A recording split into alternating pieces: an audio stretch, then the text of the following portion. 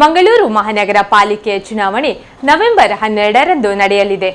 ವಿವಿಧ ರಾಜಕೀಯ ಪಕ್ಷಗಳೊಂದಿಗೆ ಪಕ್ಷೇತರರು ಕೂಡ ಪ್ರಚಾರದಲ್ಲಿ ತೊಡಗಿದ್ದಾರೆ.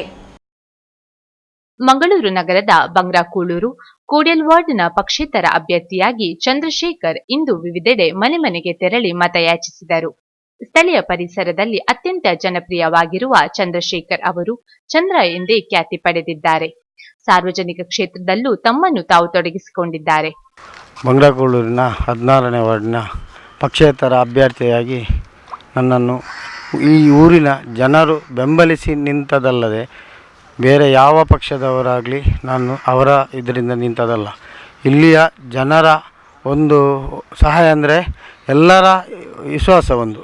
ಹಾಗೆ ನಮ್ಮ ಎಲ್ಲ ಫ್ರೆಂಡ್ಸ್ ಎಲ್ಲ ಸೇರಿ ಒಟ್ಟು ಸೇರಿ ನನ್ನನ್ನು ನಿಲ್ಲಿಸಿದ್ದು ಇದಕ್ಕೆ. ಅಂದರೆ ಊರಿನ ಜನರ ಇನ್ನೂ ಸಹ ನಾನು ನಿನ್ನ ಕೈಯಿಂದ ಪುನಃ ಸಹ ನಮಗೆ ಕೆಲಸ ಆಗಬೇಕು, ಯಾವಾಗ ಬೇಕಾದರೆ ಯಾವಾಗ ಫೋನ್ ಮಾಡಿದರೆ ನೀನು ಬರ್ತೀಯ, ಅದೇ ವಿಶ್ವಾಸದಲ್ಲಿ ಎಲ್ಲರಿಗೆ ನನ್ನ ಮೇಲೆ ಒಂದು ತುಂಬ ವಿಶ್ವಾಸ ಉಂಟು.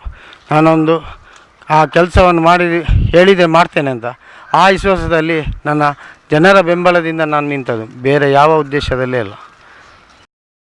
ಇವರ ಪರ ಊರಿನ ಜನತೆ ಇದ್ದಾರೆ ಎಂದು ಸ್ಥಳೀಯರು ತಿಳಿಸಿದರು.